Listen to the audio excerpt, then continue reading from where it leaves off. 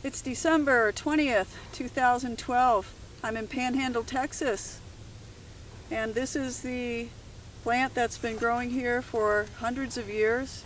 It's the cotton plant. Grows across the street, just harvested. And across the street from the cotton plant, we have some more farming going on. These are beefers headed for McDonald's, most likely, somebody's plate this evening for the American public. And you have wind turbines in the background.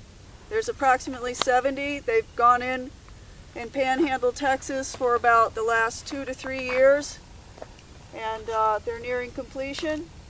You can see how farming can coexist with this kind of clean, infinite American energy that we can do in nearly every state in America. And this kind of energy heats your home, cools your home, gives you your lights. And what it does, most importantly, is it keeps energy here where it's produced, and then it's sent to the grid for other areas where maybe wind power isn't something that could be utilized in this way. The most important thing for America and Americans to know is that this type of power makes fossil fuels completely obsolete for what we use electricity for. We don't need to generate electricity from gas. We don't need to do it from oil. These are toxic forms of fossil fuels that have had their time in America. And now it's time to not reinvent the wheel, because wind power is thousands and thousands of years old. We are perfecting it with new technology and innovation that will clean the clock of fossil fuel production in this country.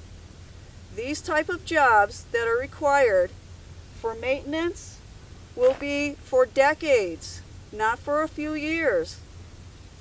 This type of power is the wave of the present and our future, because if we continue our range on fossil fuels, it will be the end of our country, because we cannot continue to contaminate our air, our land, and our food in order to produce energy. We don't need to do that. And I want you to tell other people that, because the American public needs to know. If you listen to the gas commercials on TV, those commercials are to say certain things to make you buy a product, because they are afraid that you will learn about this. Because once you learn that this can replace those types of fuels, you will move beyond it. And that's what we must do. We must do this.